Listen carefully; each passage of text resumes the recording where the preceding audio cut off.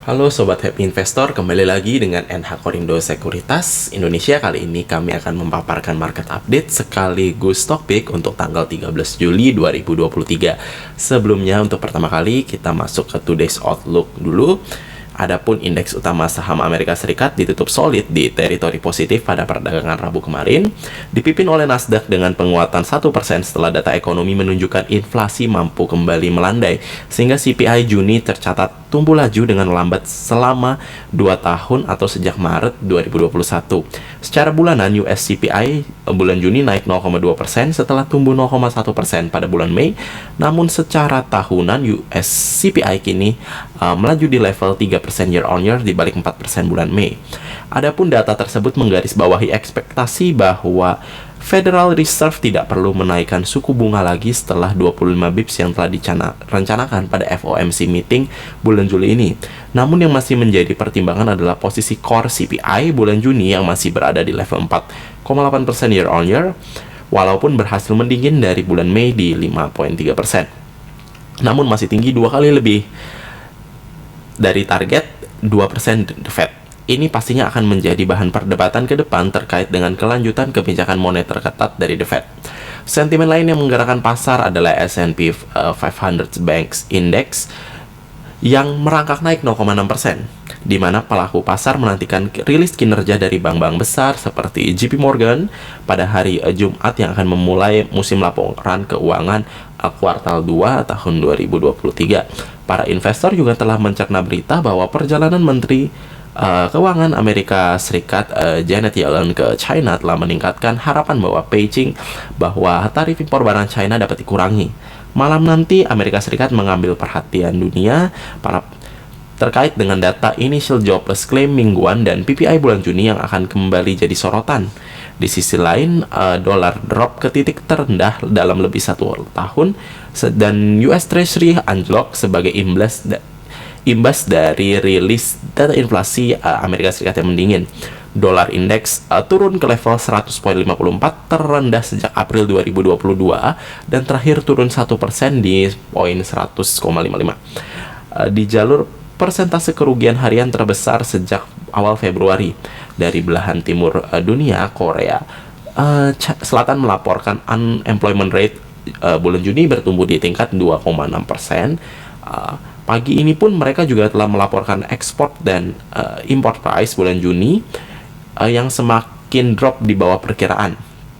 Menyusul hari ini, Bank Sentral Korea Selatan akan menentukan keputusan terkait dengan suku bunga yang sedianya akan ditahan flat di level 3,5%. Sementara Jepang melaporkan core machine orders bulan Mei yang anjlok tajam di luar dugaan, baik secara tahunan dan bulanan. Tak heran angka PPI bulan Juni mereka meleset di bawah ekspektasi, bahkan masih terjadi deflasi secara bulanan 0,2% month of month. Adapun Indonesia juga melaporkan retail sales bulan Mei yang melemah cukup signifikan, yang mana pertumbuhannya malah minus 4,5% year on year dibanding bulan April yang positif 1,5%. Aura perlambatan ekonomi tampaknya mulai semakin terasa di benua Asia.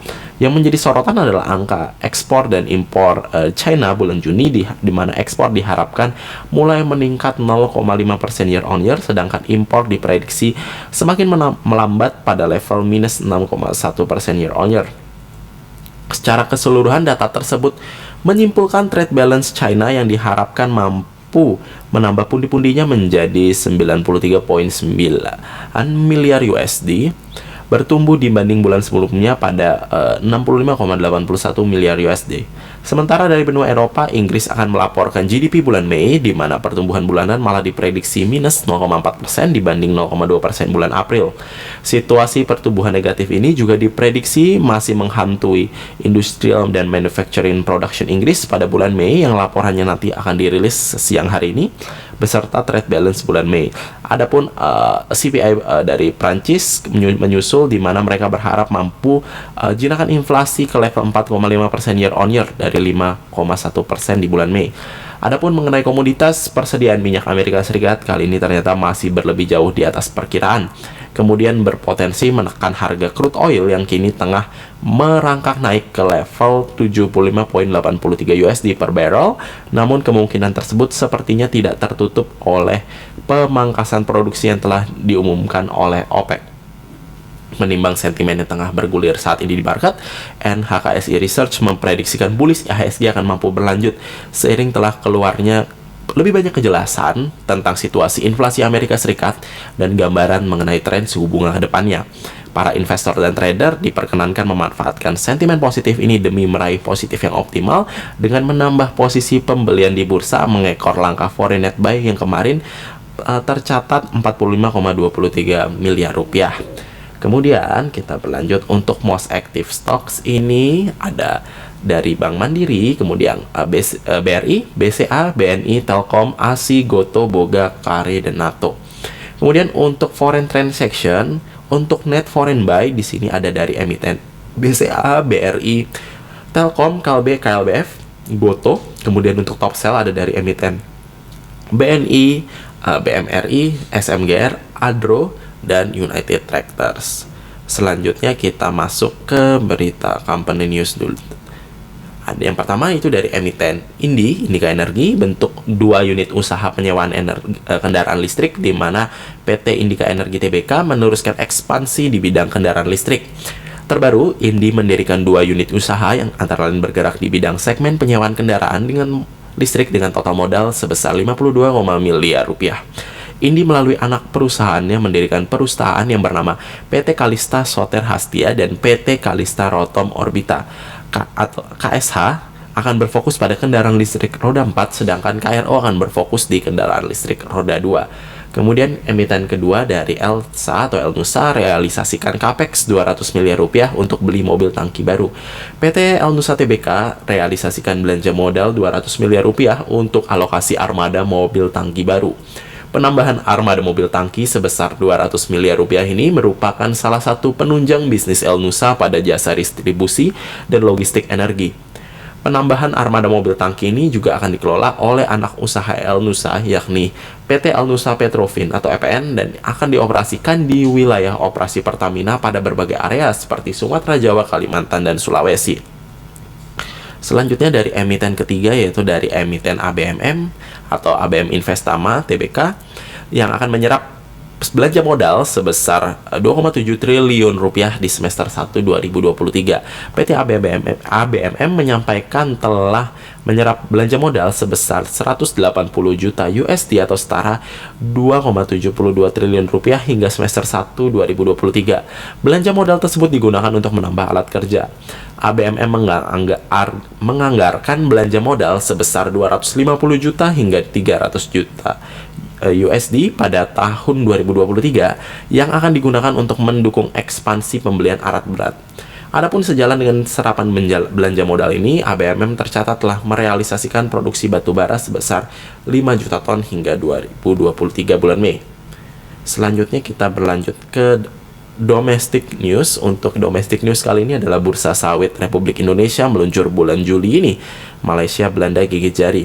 Ada kabar baik bagi para pelaku usaha kelapa sawit Indonesia atau CPO, di mana bursa komoditas sawit akan rilis dalam waktu dekat.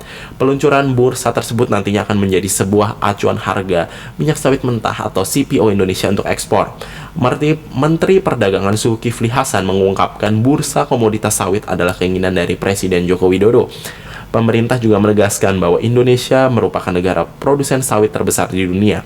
Jadi yang menentukan harga sawit dunia adalah Indonesia, bukan Malaysia atau Belanda. Zulkifli Hasan ingin bursa komoditas sawit nantinya mempermudah pengusaha kelapa sawit Indonesia, bukan justru mempersulit atau membuat bingung. Zulkifli Hasan juga memastikan bahwa aturan pembentukan bursa komoditas sawit sudah siap dirilis bulan ini.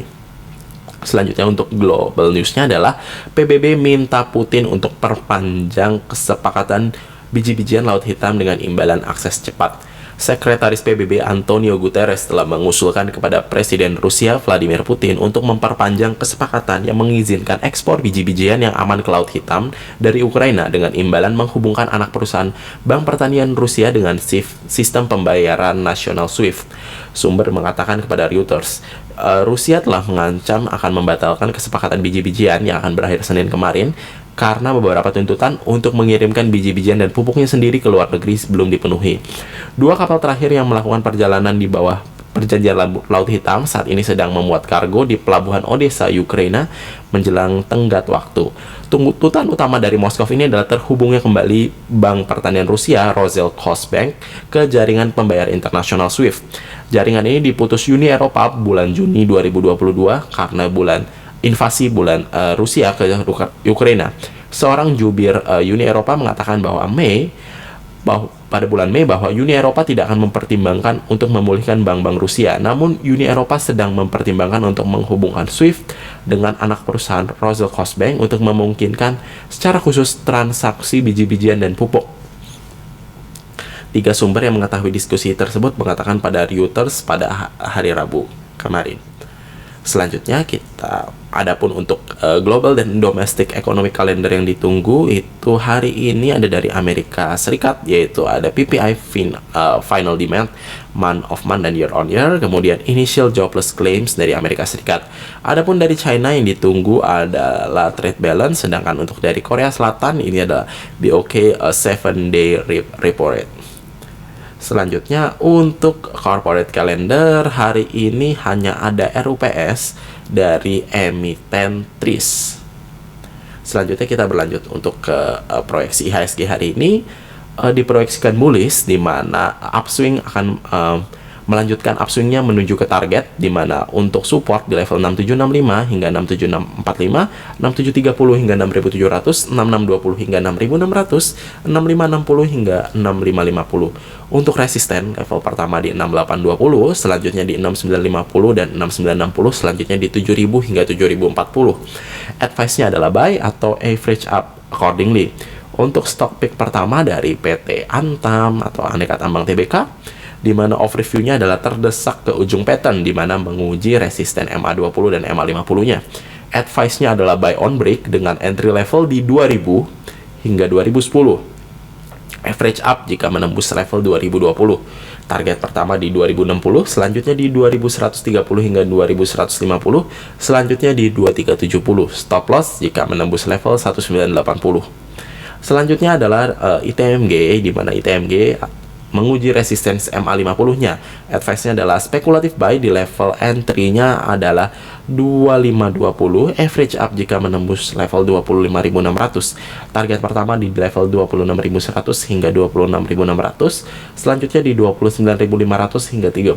Stop loss jika menembus level 24.800. Selanjutnya dari emiten ketiga dari Astra atau ASI, di mana overview-nya adalah saat ini dalam jangka menengah Astra ASI bergerak uptrend di dalam pattern parallel channel-nya, di mana untuk minor trendnya adalah sedang mengkonsolidasi di pola sideways, di mana sedang menguji resistance MA10 dan MA20. Advice-nya adalah buy on break di entry level 6.800 hingga 6.825. Average up jika berhasil melewati 6.825. Untuk target itu pertama ada di 6950 hingga 7000, selanjutnya di 7225 hingga 7350, selanjutnya di 7600. Stop loss jika menembus level 6725. Selanjutnya dari emiten keempat dari BRMS atau Bumi Resources Mineral, di mana saat ini BRMS sedang on the way menuju target dari pattern parallel channel-nya, di mana advice-nya adalah buy entry level 160 hingga 150, di mana average up jika berhasil melewati 162. Untuk target ada di level 173 hingga 176. Stop loss jika menembus level 144. Selanjutnya dari emiten terakhir adalah dari Buka atau Bukalapak, di mana overview-nya adalah uptrend dalam pattern parallel channel jangka pendeknya, di mana advice-nya adalah buy entry di level 230, average up jika berhasil menembus 232.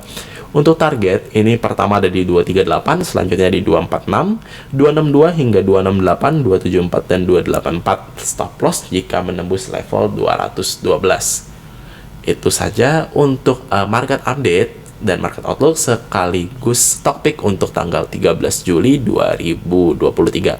Terima kasih telah menyaksikan. Happy trading.